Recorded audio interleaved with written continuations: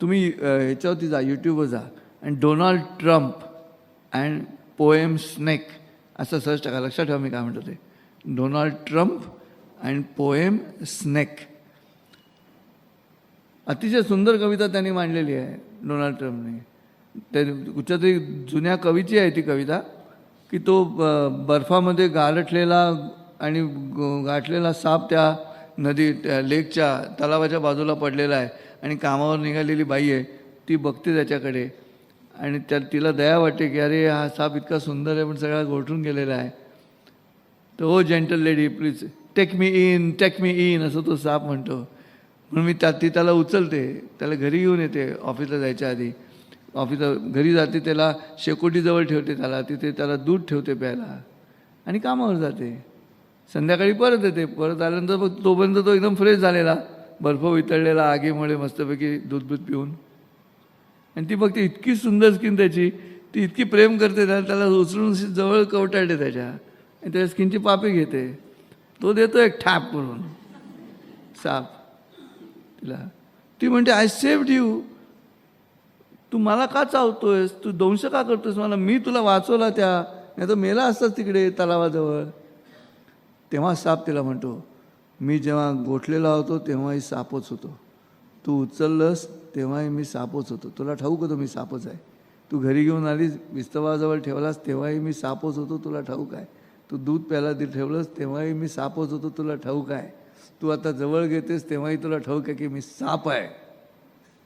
मी माझं काम करणार. काय झालं त्या मानवतेचं काय. ती कविता ऐका काय ट्रम्पने सादर केली कविता, डोनाल्ड ट्रम्पने. यूट्यूबवर आहे ती कविता. याचा अर्थ आपल्या इथे जे वाक्य नेहमी म्हटलं जातं की दान सत्पात्री असावं, दान सत्पात्री असावं, ते सत्पात्री होत नाही. मग दान न देणं म्हणजे पाप आहे का.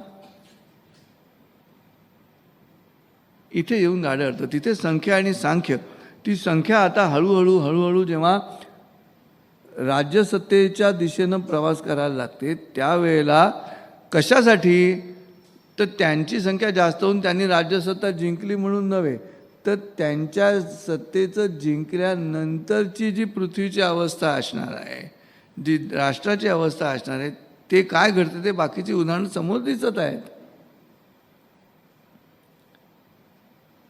अरब कंट्रीज ज्या शहाण्या झालेल्या आहेत याचं कारण सगळं टेक्निकल नो हाऊ जो आहे तो US कडनं आलेला आहे. So they are technically dependent. वाळवंट असल्यामुळे they are dependent on that. त्यांनी तिथे टेक्निकचा वापर करून तिथे नंदनवन फुलवलं. पण पुन्हा एक लक्षात घ्या, त्यांचं ते ऊर्ध्व मूलं मदत शाख निघण्याची जे रचना आहे ना ती एकाच प्रवृत्तीमधनं आहे निघालेली. आपल्या इथे तसं घडलेलं नाही आणि हे त्यांच्याही लक्षात येतं आहे आणि येईल कदाचित हळूहळू. फॅनॅटिक विचार नाही केला तर की अरे होय खरं आहे. आणि हा विवेकाचा विचार आपण करतो म्हणून संख्या कमी आहे. की एकदम भाराभर पोरं जन्माला घालायची आणि मग कोणाकडे लक्ष देता येत नाही, नवऱ्यालाच ठाऊक नाही कोण कितव्या येते ते आपल्या पोरांपैकी. त्याचं कमी करा आणि नीट मोठं करा अशी कल्पना करायची आणि मग कमी करून मुलं त्यांना मोठं करतात आणि मग तेही ह्यांना कमी करतात मुलं आईबापाला. मला असं वाटतं की हा राष्ट्राचा मुद्दा नसून संपूर्ण विश्वाचा मुद्दा आहे की आज आम्हाला ज्ञानी लोकांना एकत्र यावं लागेल. ज्ञानी लोकांची संख्या irrespective of the caste, irrespective of the creed, तुम्ही कोणत्याही जाती धर्माचं असणं. अब्दुल कलाम ज्ञानी होते, सायंटिस्टच होते, ज्ञानी होते, ते राष्ट्रपतीच. त्यांच्या ज्ञानाला दाद दिली की नाही, पण दाद दिलीच नव्हते. मग त्यांनी जेव्हा प्रश्न विचारला भारतीय इतिहासकारांना, कोणी गेलं नाही. अब्दुल कलामनी सांगितलं की I have invited historians to let me know that when Indians they have attacked first. भारतीयांनी पहिल्यांदा आक्रमण कधी केलं इतिहासामध्ये त्याची माहितीसाठी इतिहासकारांना बोलावलं. कोणी गेलंच नाही, कारण कसं केलेलंच नाही कधी. भारताने स्वतःहून आक्रमण केलं असं घडलेलंच नाही. दरवेळेला प्रतिकारात जर हिंसा केलीच भारताने तर ती प्रतिकारातली हिंसा आहे, मूळ आक्रमणातली नाही आहे.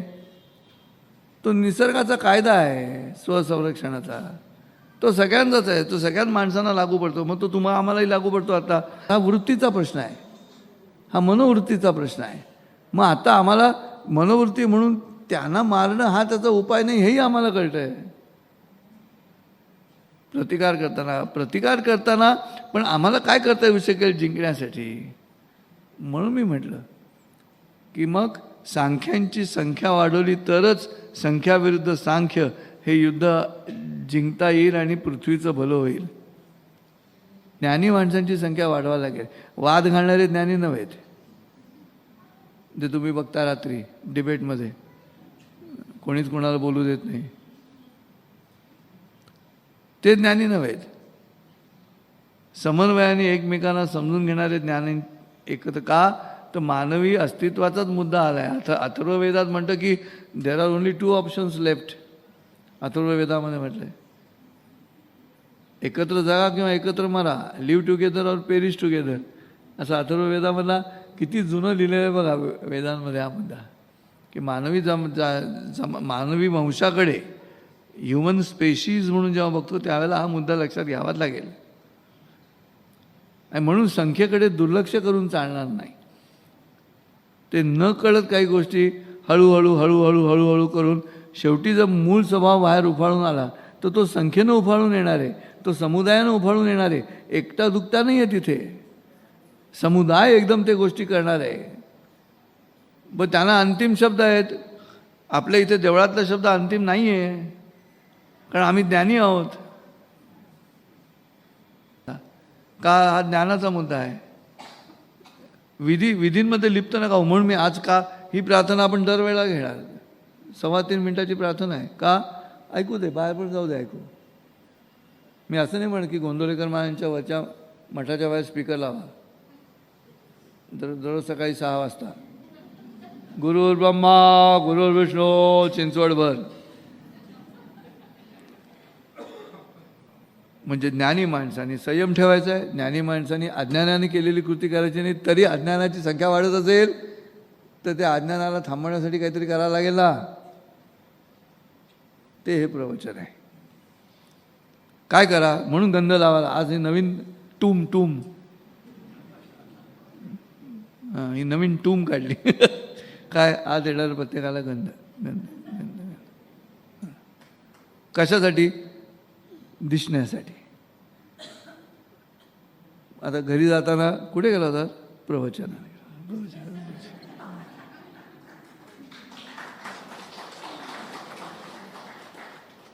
तरी मग असं असे पण ठिपके लावलेत कोणीतरी. आता ते लागणं महत्त्वाचं आहे. आता मी म्हणायचं अरे कोण आहे रे तो ज्याने असं आडवं लावलं. गंध आहे ना, आडवं की उभं महत्त्वाचा मुद्दा नाही. शिव आहे की वैष्णव आहे महत्त्वाचा मुद्दा नाही. तो परमेश्वराचा मुद्दा आहे ना, बस झाला. एक परमेश्वर परमात्मा मानलेला आहे. मग तो शिव आहे की जीवा आहे की वैष्णव आहे आम्हाला देणं घेणं नाही. गंध लावला नाही आपला आदमी आहे.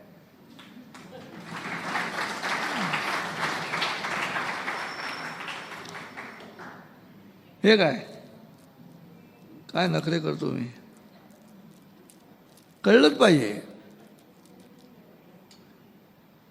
दिसू दे तर, नुसतं दिसू दे तर माणूस की हे विचार करतायत म्हणून तेवढंही पुरेसं आहे. विचार करतायत हे लावलं एवढं पुरेसं आहे. म्हणून विधी निषेध हा शब्द जो आहे तो माझं म्हणणं की विधींचा निषेध करू नका. जेवढे जमतील तेवढे विधी, छोट्या छोट्या गोष्टी आहेत त्या करायला लागतील. Detailing is God. काय म्हणतात? डिटेलिंग इज गॉड असं इंग्रजीमध्ये वाक्य आहे. सो डिटेलमध्ये जाऊया ना आपण. 2 मिनटं आधी निघा, देवळात शिरा आतमध्ये. हालचाल राहू दे ना देवामध्ये. तुमच्या तरी देवामध्ये काहीतरी हालचाल राहू दे ना. देवळात गेला माणूस बाहेर, बाहेरच्या बाहेर काय का 3रा मजला गोंदवलेकर महाराज. कशासाठी? म्हणजे तुम्हाला करायचं तर आहे, आजच मी एक अभंग वाचला आहे की कशासाठी जातोस, तुला जर उलटंच वागायचं असेल तर तू जातोस कशासाठी पंढरीला, असा अभंग आहे अति सुंदर. तुम्हाला ऐकवतो पटकन. सुंदर अभंग आहे. तोच मुद्दा आहे. ही आमची चूक आहे. याच्यात आपल्याला आपण असे वागतो, हा कुठच्याही धर्माचा दोष नाही आहे, दुसऱ्या धर्माचा दोष नाही, हा आपल्याच धर्माचा दोष आहे. तुकडोजी महाराजांचा अभंग आहे. काय परफेक्ट वर्णन आहे. ऐका. का ही अवस्था आहे त्याचं कारण सांगतो की ज्ञानी माणसं जेव्हा स्वतःचं ज्ञान व्यक्तिगत पातळीवरती पाजळायला लागतात ना, तेव्हा गडबड होते. कशाला काशी जातो रे बाबा, कशाला पंढरी जातो, संत सांगती ते ऐकत नाही, इंद्रियांचे ऐकतो, कीर्तनी मान डोलतो परी कोंबडी बकरी खातो, वडील जनांचे श्राद्ध कराया गंगे माझी पिंड देतो, खोटा व्यापार जरांना सोडी तो देव कसा पावतो, झालेले मागे पाप धुवाया देवापुढे नवस देतो, तुकड्या म्हणे सत्य आचरणा वाचोनी कोणीच ना मुक्त होतो. काय सुंदर अभंग आहे. परफेक्ट वर्णन आहे. समर्थ रामदासांनी केलं. 16व्या शतकातलं वर्णन आहे. 1630 समर्थ रामदास दासबोधात म्हणतात, लोक कीर्तनासी येती आणि बायकांकडेच पाहती. कुठं लिखित आहे, मी माझ्या कल्पनेचं सांगते. लोक कीर्तनासी येतीने बायकांकडेच पाहती आणि चोरटे चोरून नेती पादरक्षा. किती? 1600. हे काही कोणाचं वर्णन आहे? आपण हसतो आहोत आता. It's a black comedy. आपण ॲक्च्युली आपलंच प्रतिबिंब बघतो आणि हसत आहोत की आमच्या इथे ऑर्गनाईज नाही, संस्कृती ऑर्गनाईज नाही, म्हणून अडचण आहे. मग ती ऑर्गनाईज करायला लागेल. थोड्या वेळासाठी आम्हाला ते ऑर्गनाईज सिस्टीममध्ये आणून दाखवायला लागेल की we also have a system. आणि ती सिस्टीम काय? There is a method in madness. We are mad but we are mad with the method. आणि ती मेथड फक्त बघा. त्याशिवाय होणार नाही. नाही तर तुम्ही संख्येपुढे हरणार. आणि एकदा संख्येपुढे हरल्यानंतर मग काही करता येणार नाही. कारण हिंसा डोळ्यासमोर करायची प्रक्रिया आपल्याकडे नाही, त्यांच्याकडे. आता बकरीच्या वेळेला जेव्हा बकरी कापण्याची क्रिया आहे त्याला फॅमिली अख्खी उपस्थित असते त्या ठिकाणी, लहान मुलांसहित. सो ती नजर, ते मन, त्या आपल्या इथे तयार नाही ना. आपल्या इथे,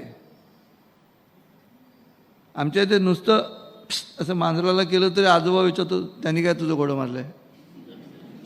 आता मांजर केवढंसं, घोडं केवढं, पण ते नातवाला विचारतो त्यांनी काय घोडं मारलं तुझं म्हणून. म्हणजे हा सज्जनपणा आहे, हा चांगला आहे, जगाला हाच वाचवू शकतो. पण मग तो टिकवायला लागेल ना.